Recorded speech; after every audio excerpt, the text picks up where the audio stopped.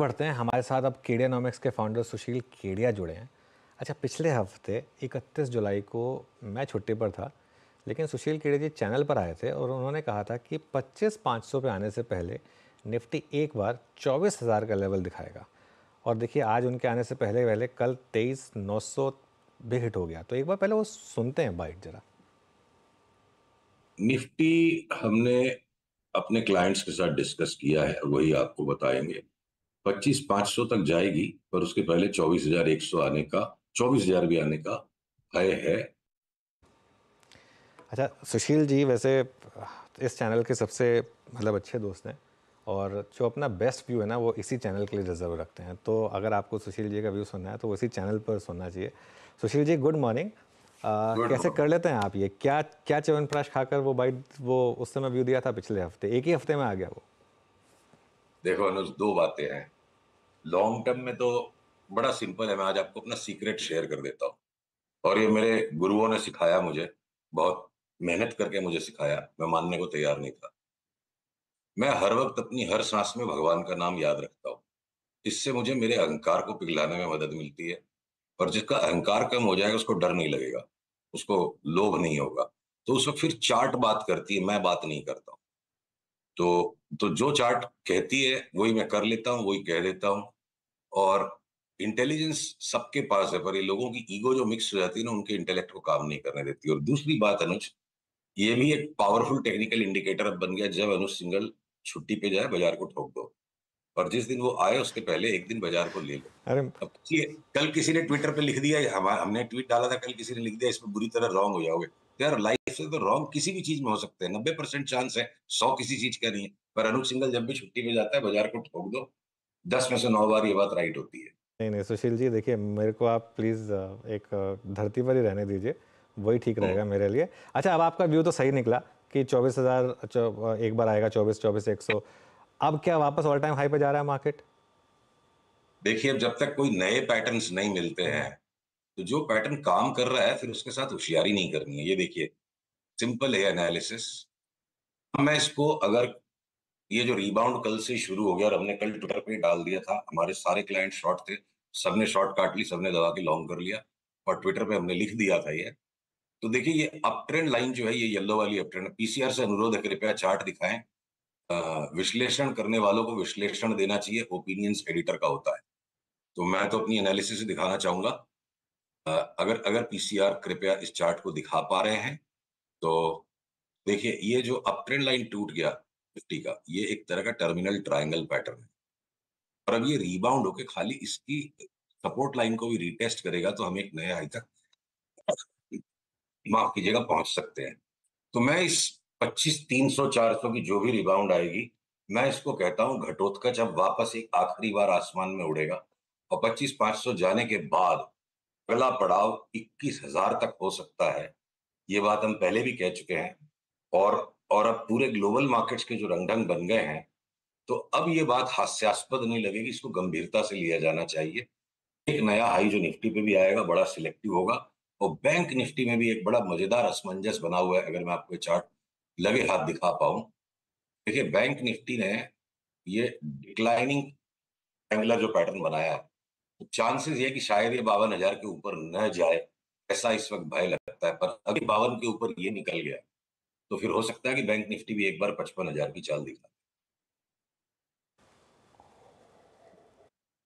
जी नमस्कार, वीरेंद्र बोल रहा हूँ। एक और चीज़ इस पूरे आई थिंक बीते 2 हफ्ते में हुई, वो ये था क्रूड का कूल ऑफ, और उसको एक स्पेस ने हाथों हाथ लिया। मतलब हालांकि अभी मैं कुछ और सवाल पूछता, लेकिन पहले मेरे जहन में ये सवाल आ रहा था। आपको याद होगा लास्ट वीक हम एशियन पेंट से बात कर रहे थे, क्रूड पे आपका व्यू, और ऐसे में Asian paints, Pidilite, Indigo, Kansai Nerolac, Berger paints, इस थीम पे आप क्या कर रहे हैं? दो बातें हैं। देखिए वीरेंद्र, आपने इसमें एक्चुअली तीन सवाल एक साथ पूछ लिए। अगर क्रूड की चार्ट सामने दिख रही है, तो क्रूड में अब हमें एक बार वापस 84 का रिबाउंड दिखता है। 84 तक का पीसीआर से कहिए चार्ट दिखाए। बड़ी घातक चार्ट क्रूड में बन रही है, बहुत ही, मेरे को बंगला का एक वर्ड यूज करने दीजिए, मैं बंगाल से आता हूँ, सांघातिक चार्ट है ये डेंजरस चार्ट है बिल्कुल। अगर पीसीआर इस चार्ट को दिखा पा रहे हैं, आपको मैं जो क्रूड पे हमारी आउटलुक दूंगा, हो सकता है उससे लोग हंगामा मचा दे, ट्विटर पे हमारी हजामत कर दें लोग। मुझे लगता है एक आखिरी रिबाउंड 84 तक का आ रहा है क्रूड में, और उसके बाद संभव है, जिसको हम बाद में ट्रिगर करेंगे, कि 84 से घूमने के बाद करंटली जो लो लेवल्स है 72 के, उनको तोड़ देगा। तो क्रूड में हो सकता है 2020 में जिस तरह का कोलैप्स आया था, अनुज तब सीएनबीसी टीवी 18 पर होते थे, और $83 पे मैंने $25 की फोरकास्ट की थी। अनुज की एनक थोड़ी सी सरक गई थी, और जब $25 आए तो ट्विटर पे लोगों ने ट्रोल किया, तुमको थोड़े पता था कोरोना होने वाला है। भाई मुझे पता है ना, चार्ट बता रही है कि ऑयल इतना गिरेगा, मतलब संसार में कुछ बहुत बड़ा हड़कंप हंगामा मचने की तैयारी है, और सारे ग्लोबल चार्ट्स बता रहे हैं। तो इसलिए इस तरह के मैसिव स्वीपिंग डाउन मूव में अब एशियन पेंट्स का भाव बढ़ जाएगा, क्रूड घटने से सारे समीकरण टूट जाएंगे। तो मैं सेकंड पार्ट के क्वेश्चन के आंसर को रिजर्व रखना चाहता हूं। हो सकता है संसार में कोई इतनी बड़ी घातक बात आ जाए, चाहे वो युद्ध हो, चाहे वो बायोकेमिकल वॉरफेयर हो, फिजिकल वॉरफेयर हो, मुझे नहीं पता। क्रूड की चार्ट चीख रही है कि बहुत ज्यादा सावधान रहने की जरूरत है, और short term correlations will break down when a long term chaos will come. तो मैं उस second part of the question के आंसर को फिलहाल रिजर्व रखना चाहता हूँ। 84 के ऊपर जाए बिना वापस 72 टूट जाए, तो क्रूड की चार्ट की थ्योरी के हिसाब से $12 संभव है। तो संभव होगा कि नहीं होगा, वो टुकड़े टुकड़े में खेलना पड़ेगा। तो सावधान रहने की सख्त जरूरत है। मैंने अपने सारे क्लाइंट्स को कल ये एडवाइस दे दी, जितने हॉलीडेज लेने हैं, जितनी अपनी वाइफ को शॉपिंग करानी है, जितने मेडिटेशन कैंप्स करने कर लो, पता नहीं आने वाले समय में क्या होने वाला है। ओके, अब आते हैं एक दो और दिग्गज स्टॉक्स पे। जो हमने निफ्टी पे इंडस्ट्रीज पे आपने बात करी पुल बैक की कहानी, और जो क्लाइंट्स को कल शॉर्ट कवर करा के लॉन्ग करवाया सुशील जी, एक दो जो हैवी वेट्स हैं जिन्होंने पिछले लगभग 10 दिन में काफ़ी लिक्विडेशन देखा है, सेकेंड हाफ ऑफ दिस जुलाई, मतलब जो जुलाई चला गया, रिलायंस के लिए पेनफुल था। रिलायंस का करीब करीब 3250 से हमने कल डाउन टिक ऑलमोस्ट 2859 तक का देखा। रिलायंस की प्लेसमेंट कैसी लग रही है आपको इस वक्त?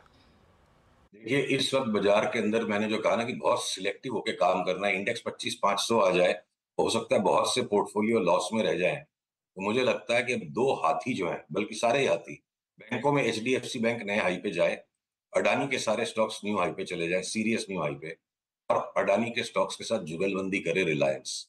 ये है अभी तक की हमारी शॉपिंग लिस्ट। तो हमने दबा के लिए, ये रिलायंस की चार्ट पे आप देखो, एक अगला नया हाई इसको करीब करीब 3400 के आसपास, पौने 3400 तक लेके जा सकता है। पर पूरे बाजार में मुझे सिर्फ घटोत्कच वाली उड़ान दिख रही है, ये हनुमान जी की उड़ान नहीं है। ओके, ठीक है। तो यहाँ से फिर दो और पॉकेट्स, पहले तो आईटी और दूसरा मेटल्स। दोनों पर इसलिए बात कर रहा हूँ क्योंकि अभी पूरा मामला ग्लोबल का चल रहा है और ये दोनों सबसे ज़्यादा ग्लोबल सेंसिटिव स्टॉक्स हैं, सेक्टर्स हैं। इनमें कोई पिक्स होंगी आपकी आईटी या फिर मेटल्स में, लॉन्ग शॉर्ट दोनों साइड? माफ कीजिएगा अनुज, स्टॉक मार्केट जो है ना, संसार का सबसे कठिन बिजनेस है, क्योंकि सबसे ज्यादा मुनाफा, सबसे बड़ा पैसा यहाँ बन सकता है। बेस्ट ऑफ द टैलेंट सारे संसार का हर क्षेत्र से निकल के यहाँ आ जाता है। तो यहाँ इंटेलिजेंट होना मिनिमम क्राइटेरिया है। सारे इंटेलिजेंट लोगों की लड़ाई के बाद, सारे इंटेलिजेंट लोगों के संघर्ष के बाद, उसके बाद का मक्खन जो निकलेगा वो काम का है। तो जब आईटी स्टॉक्स में बिग स्क्रीनिंग बाई आया और हम उस ट्रेन में चढ़ते चले गए, एक भी डिस्क्रिप्टिव पैरामीटर आईटी के फेवर में नहीं था। और अब वो फेवरेबल कुछ बातें हो रही, बस सारी आईटी की चार्ट्स पूरी हो चुकी है। कुछ में एग्जिट बन गए, जैसे इन्फोसिस में तो शॉर्ट सेल भी आ गया। एक एक करके हम आईटी के सारे स्टॉक से अब एग्जिट लेते चले जा रहे हैं, करीब करीब ले लिया है। और खाली एक स्पॉट और बचा है, जो एफएमसीजी के स्टॉक्स है, उनमें अगले 10-15 दिन जो फाइनल और उछाल आना, उसमें हम निकल लेंगे। मेटल्स में एक तगड़ा रिबाउंड बन रहा है। कॉपर के भाव से 24% गिर गया। जब हमने कॉपर पे बिग स्क्रीनिंग सेल निकाला था, बहुत पिटाई ट्विटर पे हुई थी और कन्विक्शन और बढ़ गया। अब सारे चुप हैं ट्विटर पे, वो भी एक इंडिकेटर है। कॉपर में एक बहुत बड़ा शॉर्ट स्क्वीज रैली आ रहा है। कॉपर रिलेटेड स्टॉक्स में मुझे 12, 15, 17% तक की रिबाउंड दिखती है। हमारे क्लाइंट सब लॉन्ग है हिंदुस्तान कॉपर में। और एक रिबाउंड, ट्रेडिंग रिबाउंड बनता है मेटल के स्टॉक्स में। कुछ मुझे न्यू हाईज आते नहीं दिखते। न्यू हाई आते नहीं दिखते। न्यू हाई कहाँ पर आएंगे फिर आपके हिसाब से? अडानी, अंबानी, मीडिया के स्टॉक्स। हो सकता है आप जिस कंपनी में काम करते हैं वो कमाल कर दे, उसका स्टॉक प्राइस हो सकता है जी भी कर दे, पीवीआर भी कर दे। पीवीआर न्यू हाई तो बहुत बड़ी बात होगी, 1700-1800 तक संभव है। वो उसकी नेगेटिव बैलेंस शीट को 10 साल से 5 साल से लोग देख रहे हैं, लॉस मेकिंग कंपनी है, प्रॉफिट नहीं देती है, फिर भी गया था ना पिछली बार भी 1800-1900 का भाव। हो सकता है इस बार 2100-2200 भी हो जाए। फिलहाल के लिए एक बार हम पौने 1700 की चाल जोड़ते हैं।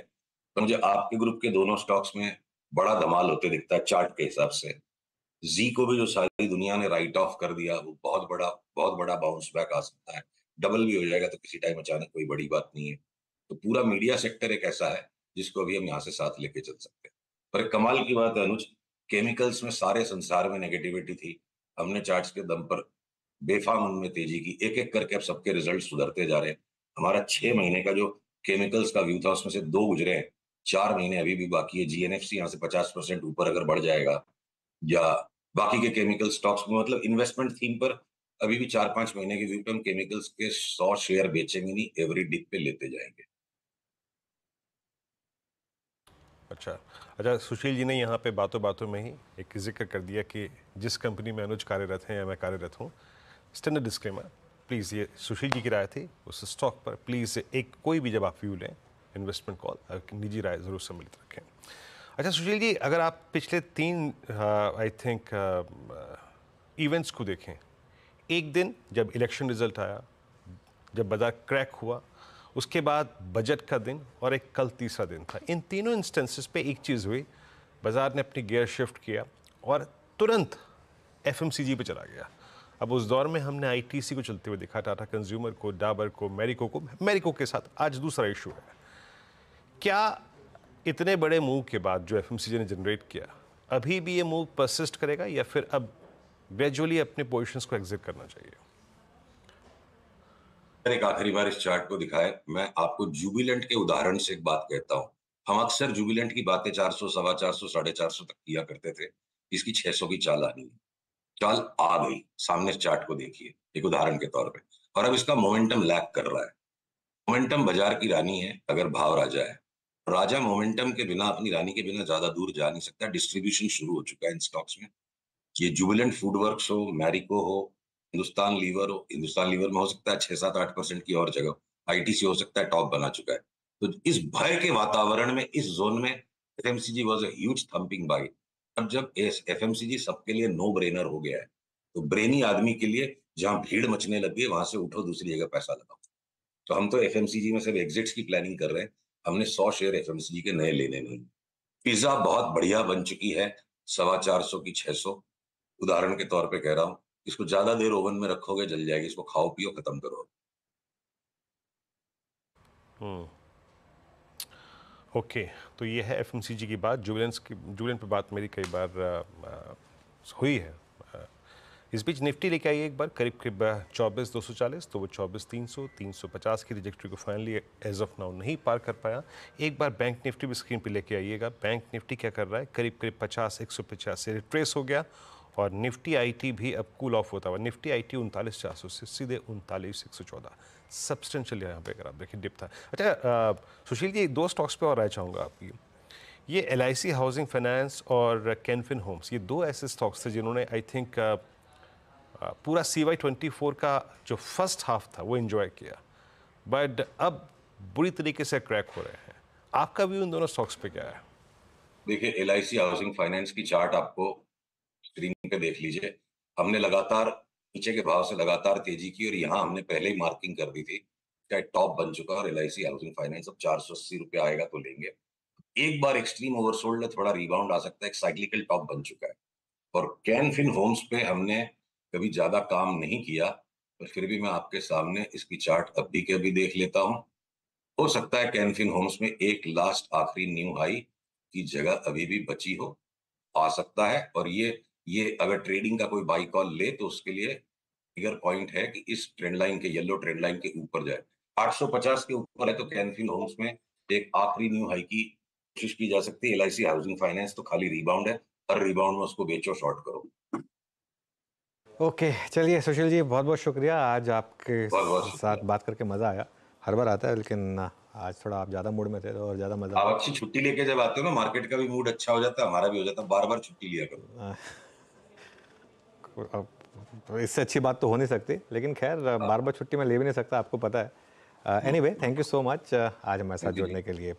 चलिए अब एक काम करते हैं, इस शो को यहाँ समेटते हैं, क्योंकि मार्केट में एक चीज़ तो क्लियर है, हायर लेवल पर थोड़ा सा प्रॉफिट बुकिंग भी है, लेकिन आईटी आज मार्केट को संभाले हुआ है शॉर्ट कवरिंग की वजह से। नीरज जी आ गए हैं ट्रेडर्स हॉटलाइन लेकर, और उससे पहले एक छोटा सा ब्रेक लेंगे और लौटेंगे ट्रेडर्स हॉटलाइन।